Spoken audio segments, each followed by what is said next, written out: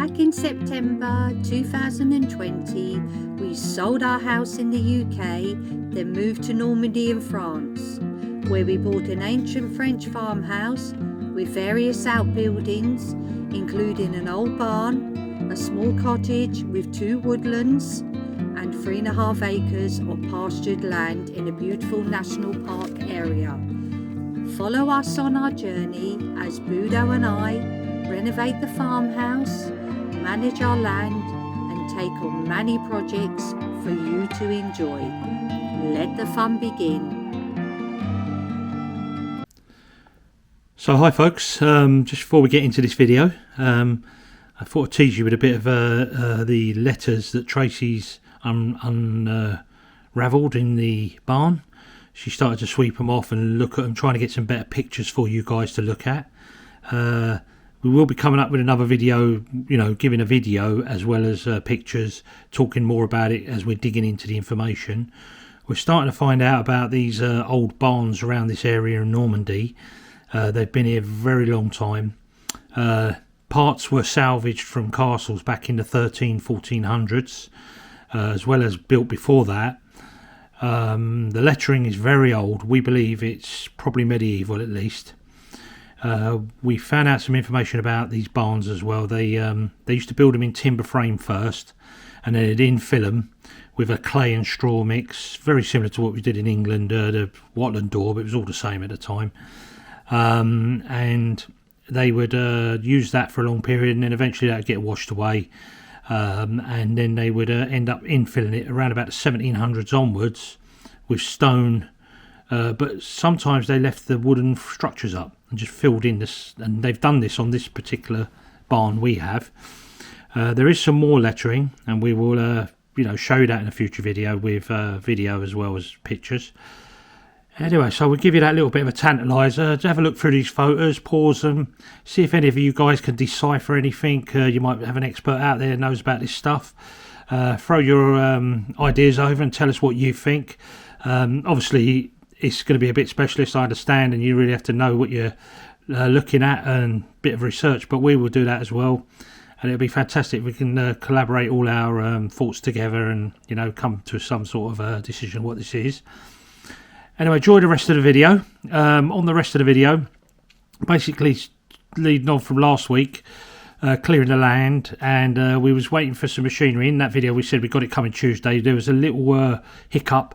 It was probably my fault, because the misunderstanding with the French in the times. I thought it was this Tuesday, that Tuesday coming, sorry. It's actually this Tuesday coming. We're getting all the implements, but as soon as they're here, we'll do a part 2 of this video showing you all the information with what we've bought and why we've bought it, and how it's going to help our lives going forwards, and working on this farm as we're getting older. Obviously we want it easier done. Anyway, enjoy the rest of the video, guys.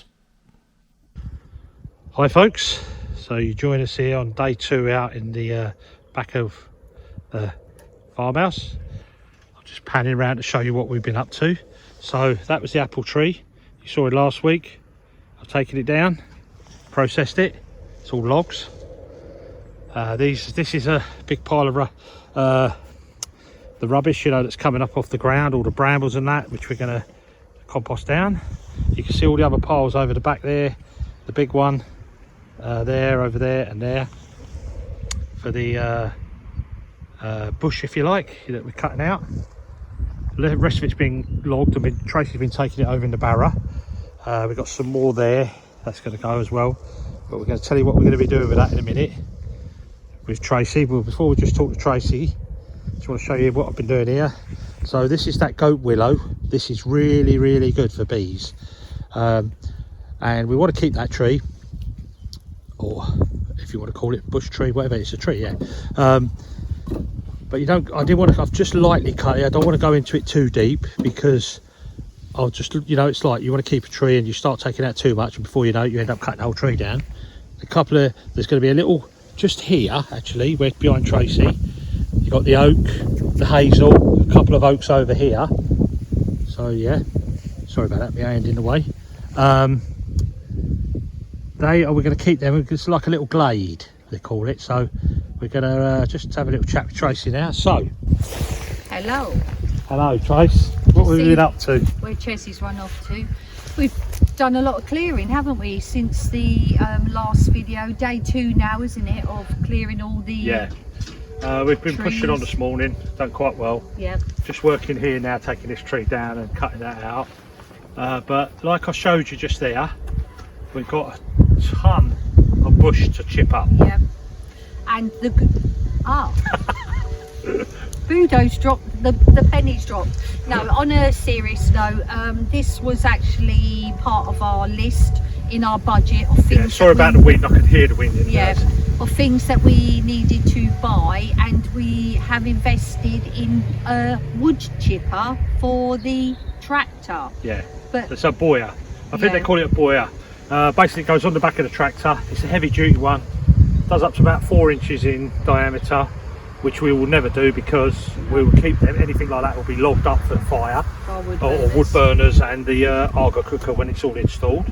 And once we obviously start chipping all the bush and everything that we need to chip, we're going to lay in between our growing beds a wood chip path, because we done that when we did go dig back in the UK, and it was absolutely perfect, wasn't Beautiful, yeah, it makes it nice on your feet.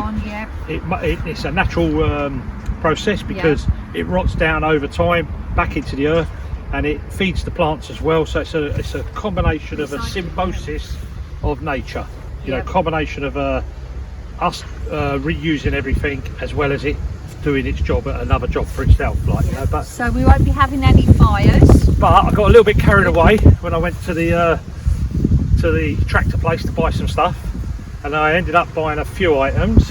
They say things come in free. Yeah. And the 3 items I bought 3 items. That was the chipper for the tractor. And these are all for the tractor, these items. The next one I bought was a tiller rotor, which is 5 foot wide, goes behind the tractor.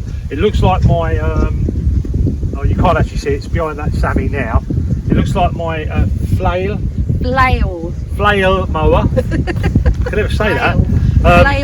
Flail mower, which is the one that goes on the surface, cuts the grass, cuts all the what was that, bracken we've been cutting and over there last year.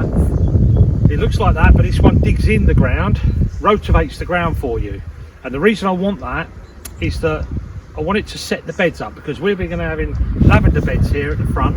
We have all our lavenders bought, paid for. They're in the nursery. They're in the nursery, sitting, waiting there for us to pick up at the end of March to start planting. So we need to get our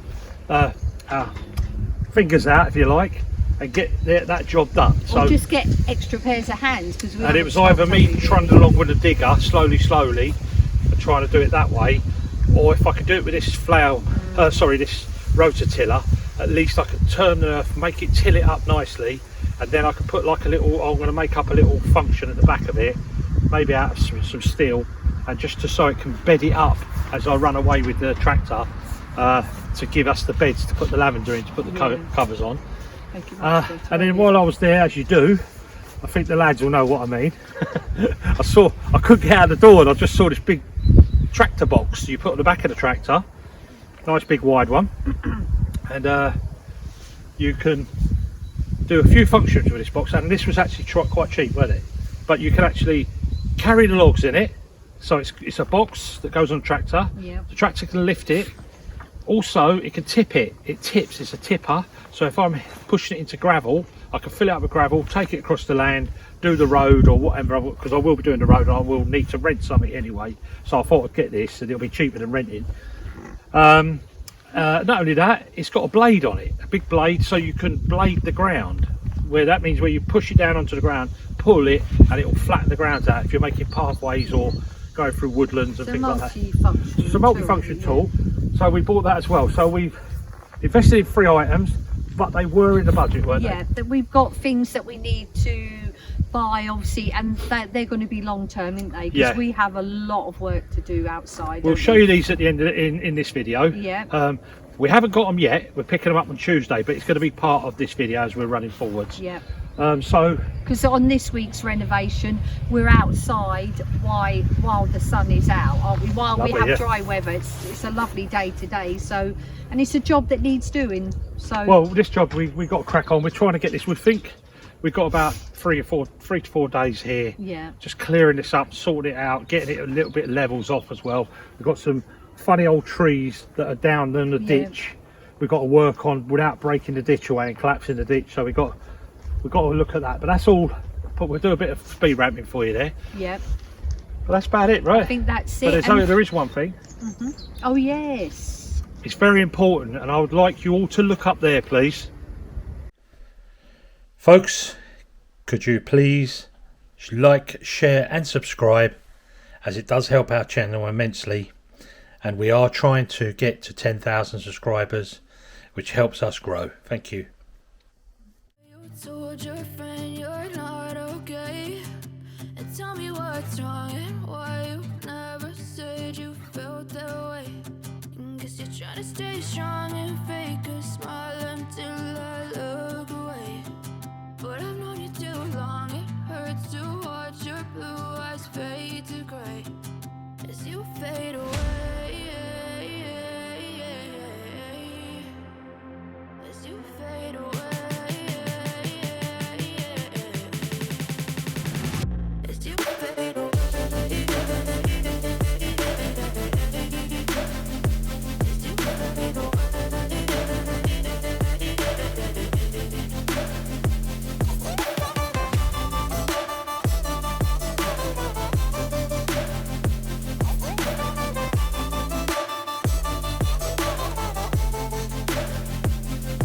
I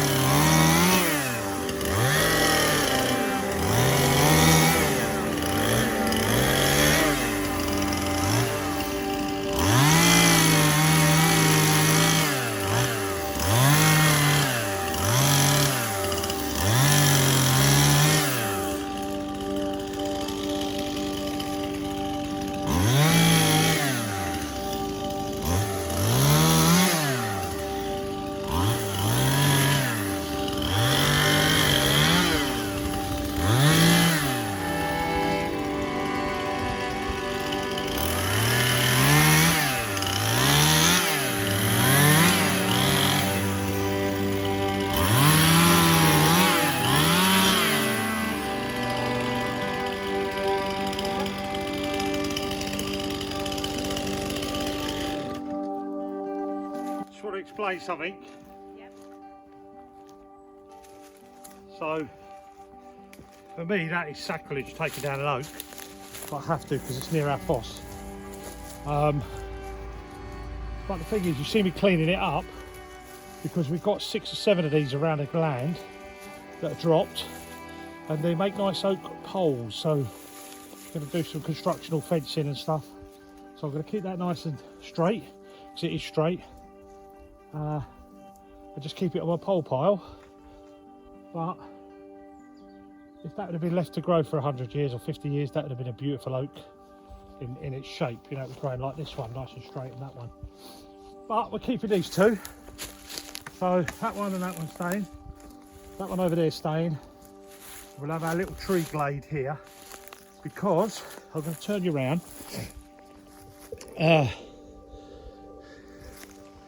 You can see here, there's a lot of stones here. We're on our cadastre they call it, don't they? Cadastral. On our cadastral, which is the plan when you buy the property, shows where buildings are and have been always. There is a building here, the tree is in the middle of it. It goes round there, you sort of see the outline of it, the stones are in there. So I'm going to go in there when we've cleared the land, dig out all the stones to level it off, because we don't need this building anymore. And then we can put some nice compost down and make this a nice composty area. Sorry, Trey? I found also the other runoff for the fossy. Yeah, so if you can't hear Trace, yeah, Tracy, when we was doing the slow-mo, Jumped over the edge. she jumped down here. You didn't quite see the jump. It's where the tree is. That's why I've taken that tree down, just next to it. Down there, there's an inspection hatch. And Tracy's looked down there, it all looks clear in here as well, to our foss, so that's all good news.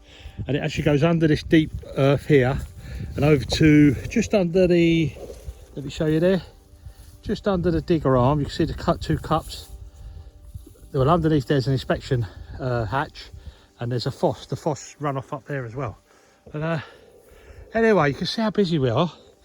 We've got a couple of more hours. We're going to get these out and maybe call it a day, because it's like pushing about 3 o'clock now. So we'll give it a couple of more hours. And the good news is it ain't getting dark till after 6, so it's all getting good.